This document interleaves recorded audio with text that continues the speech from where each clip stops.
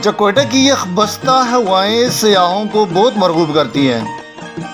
اچانک دھوپ نکلنے پر کو دامن جگمگا اٹھتے ہیں اور بھیڑ بکریاں چرانے والا گڈریا بھی دلیپ کمار لگتا ہے، جیسے مدھومتی کا مسافر گا رہا ہو۔ کسی زمانے میں یہ ہندو باغ تھا، لیکن وقت کے ساتھ ساتھ یہ بھی مسلمان ہو کر مسلم باغ بن گیا۔ کان میں ترزئی بلوچستان کے میکدے کا ایک ایسا پیالہ ہے جس میں برف کی ٹکریاں تیرتی رہتی ہے۔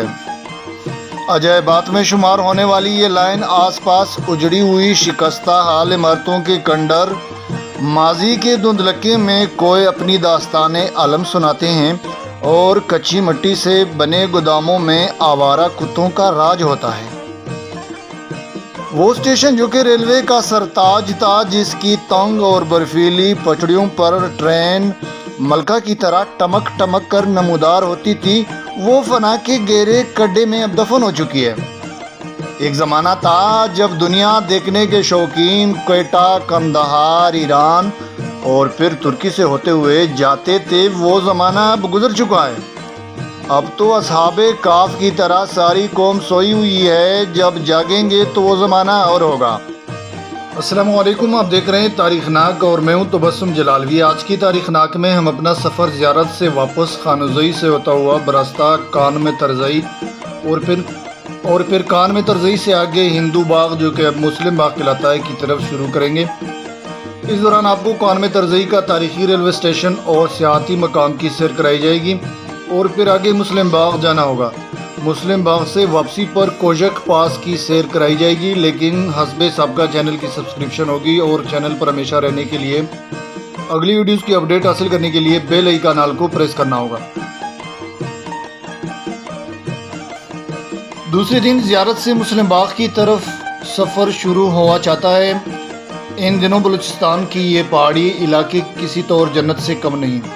یہاں موسم سرما کی خوبصورتی اپنی جوبن پر ہے۔ طلسمی راتوں میں برستی چاندنی اور صبح کی دھند میں لپٹے راستے سیاحوں کو مدہوش کرتے ہیں۔ کہیں اچانک دھوپ پھیل جاتی تو کو دامن جگمگا اٹھتے ہیں۔ بھیڑ بکریاں چرانے والا گڈریا بھی دلیپ کمار کا ہم شکل لگتا ہے، جیسے مدھومتی کا مسافر گا رہا ہو۔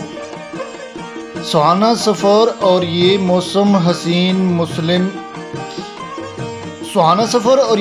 حسین مسلم باغ کی سیدھی سڑک حیران کرتی ہے، ورنہ عام طور پر برف باری دیکھنے کے شوقین حضرات اونچے نیچے ٹیڑھے میڑھے راستوں اور بلکاتے یوٹرن پر چکرانے لگتے ہیں۔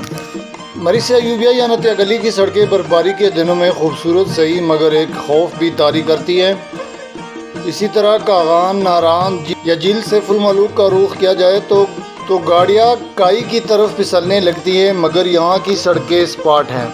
ان کے ارد گرد کائیاں اور گڑھے نہیں ہیں۔ کراچی اور دوسرے شہروں سے آنے والے سیاح بلا دھڑک اپنی گاڑیوں میں گھوم پھر سکتے ہیں، اس کے لیے کسی ماہر ڈرائیور کی ضرورت نہیں۔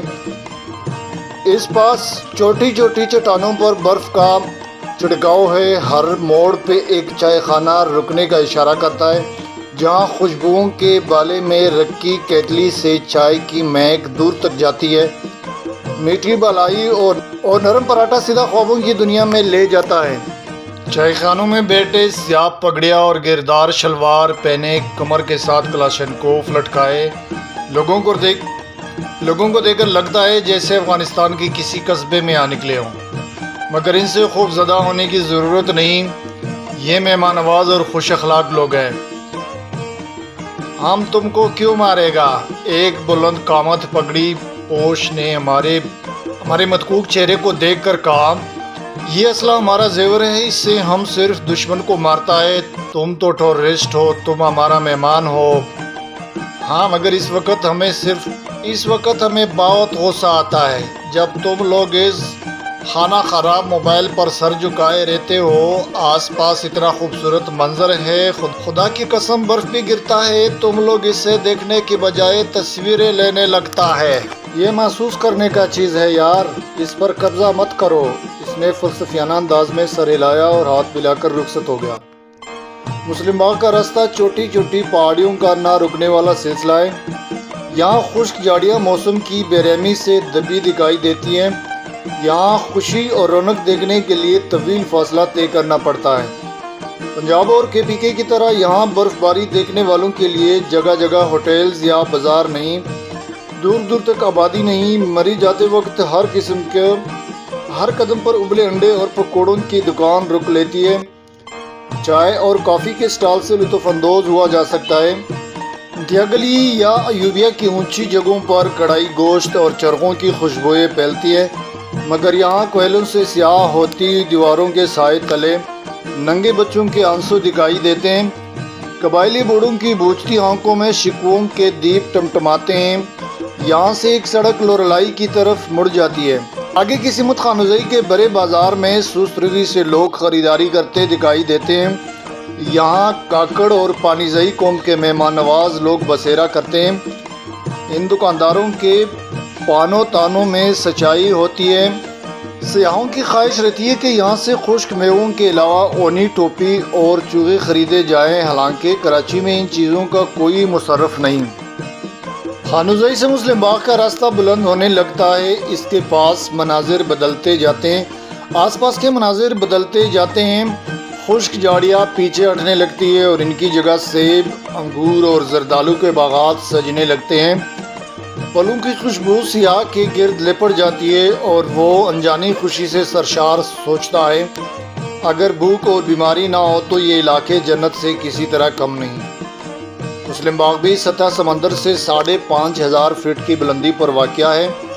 अकबर आज़म के अहद में ये कंधार का मशरिकी हिस्सा करार पाया था। 1758 में अहमद शाह अब्दाली और खान अफ़-कलात की फ़ौजों में जंग हुई और यही वो जगह है जहां अंग्रेज़ों से मायदा तय पाया था कि क्वेटा को अंग्रेज़ों के हवाले किया जाए। अकबर के अहद में ही यहाँ एक किला भी तामीर किया गया था। मुस्लिम बाग में ज़्यादातर सुलेमान खेल कबीला रहता है। ये वो लोग हैं जो इस दौर में भी अजनबियों को अपने इलाके में देखकर खुशी महसूस करते हैं, नौवारिद से वालियाना मिलते हैं और बुलंद बांग पश्तों में मुसरत का इज़हार करते हैं। हम एक दोस्त के मेहमान खाने में पहुंचकर तकन उतार ही रहे थे कि पल भर में यहाँ के शेरदिल पठानों ने मेहमानदारी का आगाज़ कर दिया। कोयलों पर बनी दुम्बे के सीखें सामने रख दी गई, चपली कबाब की सुर्खी से धुआं उठने लगा और काबली पुलाव के सुनहरे चावलों की काबे दिल ललचाने लगी। हम फ़ौरन दावत की दुआ पढ़ने लगे। यहाँ से कुछ फासले पर शक्कर नमर का पुरफिज़ा मकाम है। मकामी अफराद इसी जगह पिकनिक का सामान करते हैं। बर्फबारी के बायस से बहुत मसरूफ़ पॉइंट है। क्वेटा के मुतमविल घराने यहाँ सर्दियाँ मनाने आते हैं। कहते हैं पहले इसका नाम हिंदू बाग था, जिसे एक जोगी ने बसाया था, मगर वक्त के साथ साथ ये बाग भी मुस्लिम होकर मुस्लिम बाग बन गया। बुलंदी की वजह से यहाँ ठंडी हवाओं का राज रहता है। तनावर दरख्तों में गुलेरिया खेलने लगती हैं। कासनी फूलों के कमकमे डूलने लगते हैं। शाम पड़ते ही पिकनिक मनाने वाले खाने पीने का सामान और शीट लेकर वापसी की राह लेते हैं। इस वक्त ज़ियारत के साथ साथ खानुजई, मुस्लिम बाग, कान में तरजई, कलात, किला सैफुल्ला, लोरलाई और कोजक टाप पर बर्फ़ की चादर बिछी हुई है। इन इलाकों का माले वकू एक जैसा है। हर दमकते हुए बर्फ़ के मेखाने सरे शाम बुझ जाते हैं। यहाँ की आबशारें और झीलें पहले ही गुमनाम हैं, मगर मौसम सरमा के दिनों में इनका वजूद मुजस्सम बर्फ़ बन जाता है। बर्फ़ से ढके मैदानों में बच्चों की रिवायती खेल दिखाई देते हैं। कई घर के किसी छत पे खातून एक बेलचे की मदद से बर्फ़ हटाती हैं। मकामी लोग सिर्फ मिट्टी के तेल और लकड़ी के लिए घरों से बाहर आते हैं, वरना सरे शाम रोपोश हो जाते हैं। कान में तरजई भी बलूचिस्तान के में गधे का एक ऐसा लुबे लुबा प्याला है जिसमें बर्फ़ की टकरियाँ तैरती रहती हैं। हर चंद के आज के सोशल मीडिया में इसका चर्चा नहीं, मगर एक वक्त था कि ये पाकिस्तान का बुलंदतरीन रेलवे स्टेशन था। बर्फबारी के दिनों में इसके अतराफ जब ट्रेन कोखती हुई गुजरती तो ये मंजर स्विट्ज़रलैंड से किसी तौर कम नहीं था। 20वीं सदी के यहाँ क्रोमाइट के ज़खायर का इल्म हुआ तो ताज बरतानिया ने क्वेटा और मुस्लिम बाग के दरमियान लाइन बिछाई, जिसका काम 1921 में मुकम्मल हुआ। लाइन की कुल लंबाई 294 किलोमीटर थी, जिसमें 10 स्टेशन आते थे। इसकी बुलंदी 7000 फीट है। اب جب سیاح ریلوے کی اس اجڑی ہوئی بستی یعنی کان مترزئی کی ٹوٹی پھوٹی ریلوے اسٹیشن کو دیکھ کر ان کا کلیجہ منہ کو آتا ہے۔ عجائبات میں شمار ہونے والی اس لائن کی اس پاس اجڑی ہوئی شکستہ حال عمارتوں کے کنڈر ماضی کے دھندلکے میں کوئی اپنی داستان عالم سناتے ہیں۔ کچی مٹی سے بنے گودام میں آوارہ کتوں کے غول گھومتے ہیں۔ وہ اسٹیشن جو ریلوے سر کا تاج ہوا کرتا تھا، جس کی تنگ اور برفیلی پہاڑوں پر ریل گاڑی ایک ملکہ کی طرح نمودار ہوتی تھی، جس کی بناوٹ ایک عظیم شاہکار تھی، وہ فنا کے گہرے کھڈ میں دفن ہو چکی ہے۔ 1986 میں اس اسٹیشن کو غیر فعال کیا گیا۔ ریلوے قوم نے اس سیاحتی مقام کو غیر اہم قرار دیا، اور آج پاکستان تو کیا کوئٹہ کے لوگ بھی نہیں جانتے کہ برف باری کے ان دنوں میں اس برفانی علاقے میں ریل کا سفر کس قدر حسین ہوا کرتا تھا۔ اب وہ خوش نصیب رہ گئے ہیں جنہیں کوئٹہ اور کولپور کے سفر میں برف باری مل جائے تو وہی منظر نگاہوں میں آ جاتا ہے۔ آج بھی پڑوسی ملک بھارت کے شملہ اور دارجلنگ میں بلک آتے پہاڑوں پر ریل کی چک چک میں گیت گاتے جاتے ہیں، اور ہمارے وہاں اس خوبصورتی سے محروم کر دیے گئے انگریزوں اور ہمارے جفاکش انجینئرز مزدوروں کی محنت پر پانی پھیر دیا گیا۔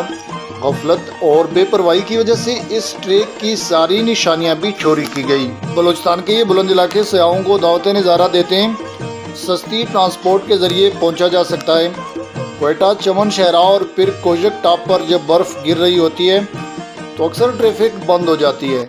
جب ہم کوجک ٹاپ پہنچے تو موسم سرما کا سورج سر پہ تھا، جس کی کرنوں میں خوشگوار ٹھنڈک تھی۔ پتریلے راستوں پر ٹرک ڈرائیور آگ جلائے ہلکا باندھے تھے۔ عارضی چائے خانے میں چپلی کباب کے توے جل رہے تھے۔ ایک خوبصورت شال اور زرنگار ٹوپی پہنے نور خان نے چائے کا گھونٹ بھرتے ہوئے کہا، وہ زمانے گئے جب ہم یہاں برفباری کے دنوں میں پنس کے رہ جاتے تھے۔ دنیا کو ہماری اور ہماری دنیا کو خبر نہ ہوتی ہے۔ اب تو پل پل کی خبریں ہیں۔ ہمارے باپ دادا بتاتے ہیں کہ ان سڑکوں میں ہمارے بزرگوں کا لہو شامل ہے۔ انگریزوں کا خواب تھا کہ ٹرین اور سڑک کے ذریعے پاکستان کا وسطی ایشیائی ریاستوں سے ملاپ ہو، مگر خراب موسمی حالات اور جنگ عظیم نے اس کام کو ادھورا چھوڑ دیا۔ ایک زمانہ تھا جب دنیا دیکھنے کے شوقین کوئٹہ، قندھار، ایران اور ترکی کے راستے ہوتے ہوئے یورپ جاتے تھے۔ وہ زمانہ گزر گیا۔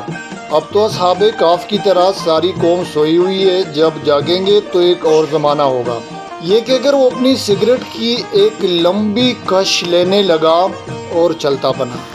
یہ تھی آج کی بلوچستان کے تاریخی مقامات، کوئٹہ زیارت، خانوزئی، کان مترزئی، مسلم باغ اور کوجک ٹاپ کی سیر، جو کہ کراچی سے شروع ہوئی تھی اور کوجک ٹاپ پہ اختتام پذیر ہوئی۔ اس دوران آپ کو مختلف تاریخی مقامات اور ان کے واقعات سے روشناس کرایا گیا۔ ویڈیو پسند آنے پر زیادہ سے زیادہ آگے شیئر کریں اور اگلی ویڈیوز کی اپڈیٹ حاصل کرنے کے لیے بیل آئیکن آل کو پریس کیجیے گا۔ اگلی ویڈیو تک مجھے دیجیے گا اجازت، تب تک کے لیے اپنا بہت سارا خیال رکھیے گا۔ اب میں چلتا ہوں، فی امان اللہ۔